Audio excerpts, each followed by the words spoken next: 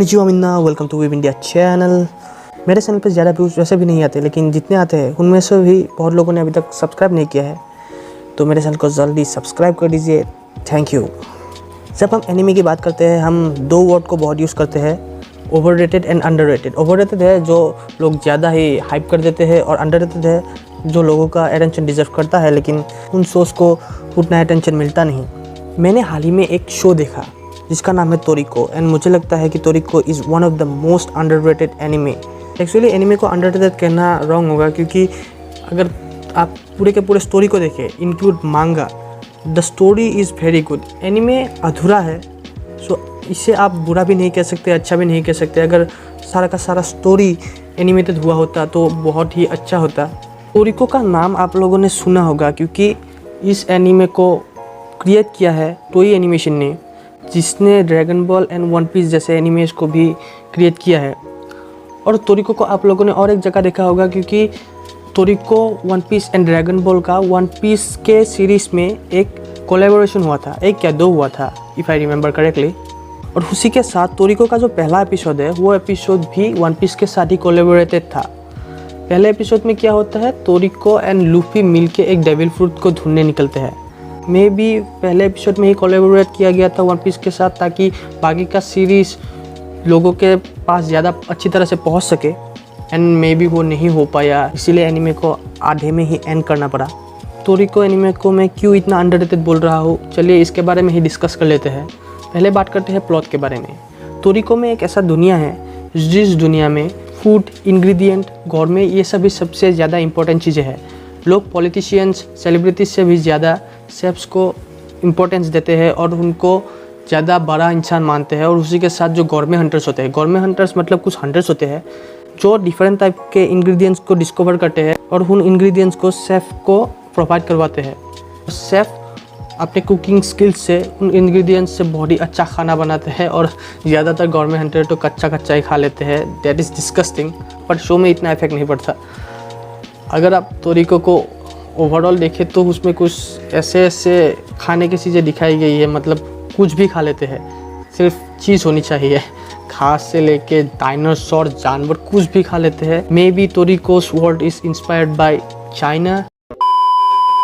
तो उसी दुनिया में बहुत सारे गवर्नमेंट हंटर्स हैं, उनमें से कुछ गवर्नमेंट हंटर्स बहुत ही फेमस है, और उनमें से ही एक है हमारा हीरो तोरिको। हाँ, तोरिको दूसरे प्रोटैगनिस्ट की तरह ऐसा नहीं कि पहले बहुत ही छोटा मोटा इंसान था, बाद में जाके कुछ बड़ा बना। तोरिको पहले से ही एक बड़ा गवर्नमेंट हंटर है, well known. Toriko even discovered 2% of the total ingredients in the world. He is also a part of a group called four heavenly kings. Dragons क्यों निकल रहा था। सभी गवर्नमेंट हंटर्स का एक सपना होता है कि वो लोग अपने करियर में एक अपना फुल कोर्स बनाए, जिसमें like salad, soup, main dish, meat dish, fish dish, dessert, drink, ये सब होता है। इन सभी तरह के इंग्रेडिएंट्स को मिला के सभी का एक फुल कोर्स होता है। एंड तोरिको का एम भी यही है कि वो अपना एक बेस्ट फुल कोर्स बना सके। उसके लाइफ का फुल कोर्स, जो अभी तक उसने जितने भी खाना खाया, जितना भी इंग्रेडिएंट्स उसने कंज्यूम किया, उनमें से सबसे बेस्ट से बेस्ट मिला के एक फुल कोर्स जो उसके लाइफ को as a government hunter describe करे। इसी जर्नी में वो मिलता है कोमात्सु से। कोमात्सु एक साइड कैरेक्टर नहीं है, वो एक्चुअली एक मेन कैरेक्टर ही बोल सकते हैं, क्योंकि तोरिको को जितना अटेंशन मिलता है पूरे के पूरे शो में, कोमात्सु को भी उतना ही अटेंशन मिलता है। कोमात्सु तोरिको का पार्टनर है, he is a chef. Toriko ingredients को डिस्कवर करता है, ढूंढ के लाता है, और कोमात्सु उन इंग्रेडिएंट्स को कुक करता है। कोमात्सु के बिना तोरिको बेसिकली अधूरा है। तोरिको एक फूड पॉर्न एनिमे है, और अभी तक मैंने ज़्यादा कुछ फूड पॉर्न एनिमे नहीं देखे हैं, सिर्फ देखे हैं तो फूड वॉर्स देखे हैं, जिसमें मुझे फूड से ज़्यादा कुछ अलग ही पसंद था। Never mind. लेकिन फूड वॉर्स जो था ना, उसमें कुकिंग एक लॉजिकल चीज़ था, मतलब कोई सुपरनेचुरल चीज़ें नहीं थी accept फूडगैज़म।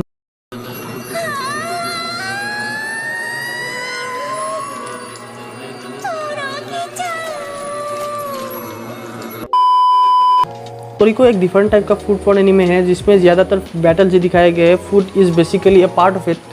Main goal is always the food, but उसके लिए लोग हैंड टू हैंड कॉम्बैट ही करते हैं। तोरिको एक बैटल शोनन है, सो इसीलिए इसमें तो पावर सिस्टम हो गए ही। पावर सिस्टम ऐसा है कि तोरिको में दुनिया में कुछ ऐसे लोग हैं जिनके बॉडी में कुछ ऐसे सेल्स होते हैं जिनका नाम है गोरमे सेल्स। गोरमे सेल्स क्या करते हैं, वो अपने होस्ट के बॉडी को एक अलग तरह का स्पिरिट प्रोवाइड करवाते हैं। ये चीज़ देखने में आपको स्टैंड की तरह लगेगा। जो में स्टैंड्स है ना, पीछे एक डरावना सा चीज़ खड़ा होता है। वो लोग क्यों नहीं डरते मुझे पता नहीं। अगर मेरे पीछे ऐसा कोई खड़ा होता तो मैं बहुत ही डरता। वैसा ही सिस्टम तोरिको में भी है। सिर्फ पावर सिस्टम ही नहीं, अगर आप कैरेक्टर्स को भी देखेंगे, जितने मस्कुलर कैरेक्टर तोरिको में हैं वो आपको जोजो की याद ज़रूर दिलाएंगे। मतलब आप कैरेक्टर्स के बॉडीज़ देखिए ना, तोरिको का बॉडी देखिए, दूसरे साइड कैरेक्टर्स का बॉडी देखिए, सभी कैरेक्टर बॉडी मस्कुलर है। ज़्यादातर कैरेक्टर्स जिनके पास गोरमे सेल्स है वो मस्कुलर होते ही हैं। ये शो आपको जोजो से भी थोड़ा इंस्पायर्ड लगेगा। कैरेक्टर की बात अगर करूँ तो ज़्यादातर कैरेक्टर्स ऐसे हैं कि वो कभी कभी मेन कैरेक्टर को भी ओवरशैडो कर देते हैं। मतलब तोरिको मेन कैरेक्टर है, लेकिन आपको ऐसा नहीं लगेगा कि तोरिको मेन कैरेक्टर है इन सम फाइट्स, क्योंकि कुछ ऐसे कैरेक्टर्स भी है वो तोरिको से भी ज़्यादा पावरफुल ओपोनेंट्स के साथ लड़ते हैं और जीतते भी है। तो तोरिको थोड़ा ओवरशैडो हो जाता है और वो नीचे गिर जाता है, जो कि एक अच्छी बात है। अगर आप एक ही कैरेक्टर पे पूरा फोकस कर दे तो बाकी के कैरेक्टर्स के लिए करने को कुछ नहीं होता। कैरेक्टर्स की बात कर ही रहे हैं तो तोरिको में एक ऐसा कैरेक्टर है Koko, and I think Koko is one of the smartest character in anime. वो आसानी से लाइट या ललूस के साथ कॉम्पीट कर सकता है, क्योंकि शो में एक ऐसा टूर्नामेंट आता है, एक गैम्बल बैटल लिवर बेयर नाम के एक इंसान के साथ। एंड वो गैम्बल बैटल देखने के बाद आपको पता चल ही जाएगा कि कोको कितना स्मार्ट कैरेक्टर है। विलेंस की बात करें तो विलेंस की बात करने से पहले मैं एक बात ऐसा बोलना चाहता हूँ। फॉर एग्ज़ाम्पल, जब आपने केनपाची वर्सेस इचिगो का फाइट देखा था पहली बार, तो केनपाची का कैरेक्टर इतना पावरफुल था कि वो सारे के सारे एयर में एक प्रेशर दे रहा था। मतलब उसका प्रेजेंस बहुत ही नोन था। इचिगो को पूरा पता चल गया था कि कोई ऐसा बहुत ही पावरफुल कैरेक्टर आसपास है। तो ऐसा ही इफेक्ट तोरिको में बहुत अच्छी तरह से दिखाया गया है। उसका जो मेन विलन है, जब वो आता है, मेन विलन ही नहीं, कुछ ऐसे कैरेक्टर्स हैं, लीजेंडरी कैरेक्टर्स जो जब अपेयर होते हैं तो उनका प्रेजेंस सभी को पता चल जाता है। एक प्रेशरी एटमॉस्फेयर क्रिएट हो जाता है, जो कि बहुत ही ऑसम होते हैं और घूसबम्स देने वाले होते हैं। तो वैसे विलन बहुत ही स्ट्रॉन्ग लगते हैं एंड पावरफुल है बहुत। ऐसा विलन भी है जो मेरा फेवरेट है, जिसका नाम है स्टार जून। उसका कैरेक्टर डिज़ाइन, उसका पर्सनालिटी, ये मुझे बहुत अच्छा लगा। चलिए बात कर लेते हैं अब ओपनिंग्स एंड एंडिंग्स की। ओपनिंग इज़ लाइक 90s के जो शोज़ होते हैं ना, जैसे यो यो हाकुसो हो गया, फिर ड्रैगन बॉल, इस तरह का वाइब देता है ओपनिंग।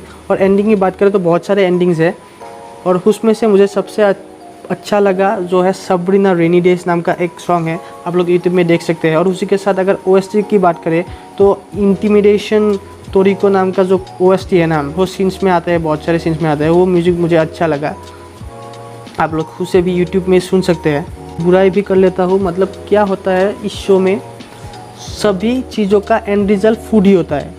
मतलब कुछ तो अलग दिखाओ। मतलब सभी को अगर कुछ चाहिए तो वो फूड है, सभी लड़ भी फूड के लिए रहे हैं। गोरमे के बारे में शो है ये पता है, लेकिन अब अगर सभी चीज़ों का रीज़न फूड ही दे दे तो वो अच्छा नहीं लगता ऑलवेज़।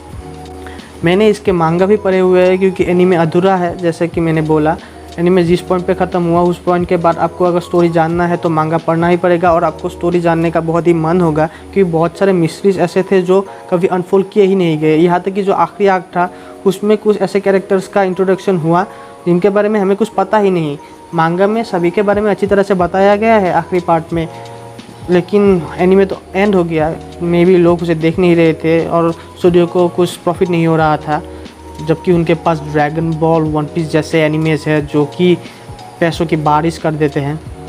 सो अगर आपको उन मिस्ट्रीज़ के बारे में जानना है, कुछ लीजेंडरी कैरेक्टर्स के बारे में जानना है, बाकी के एडवेंचर्स को देखना है, तोरिको क्यों मेन प्रोटैगनिस्ट है इसके बारे में जानना है, तो आपको मांगा भी पढ़ना पड़ेगा। क्योंकि तोरिको का जो ड्रीम है वो भी कंप्लीट मांगा में ही होता है। उसका फुल कोर्स मांगा का आर्ट बहुत ही ऑसम है। मतलब one of the best art मैंने अब तक जितने मांगा पढ़े हैं उसमें से सबसे बेस्ट नहीं बोलूँगा, लेकिन वन ऑफ द बेस्ट है तोरिको का आर्ट। और अगर उसे मैं एनीमे से कंपेयर करूँ तो एनीमे बहुत ही कंसिस्टेंट नहीं है। मतलब टोई एनिमेशन का ये फॉल्ट रहा ही है, उनके एनिमेशंस बहुत कंसिस्टेंट नहीं होते। कुछ ऐसा टाइम आता है जब एनिमेशन सुपर होता है, लेकिन कुछ ऐसा टाइम भी आ जाता है जब क्या बोलूँ, तोरिको के साथ भी वही प्रॉब्लम है।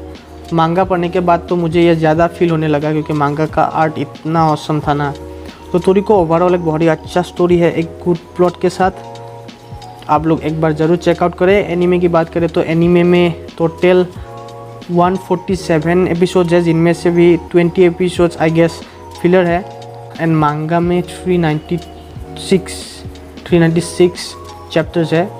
पढ़ सकते हैं लेकिन पहले एनीमे देख लीजिए, एनीमे देखने के बाद आपको मांगा पढ़ने का मन ज़्यादा करेगा।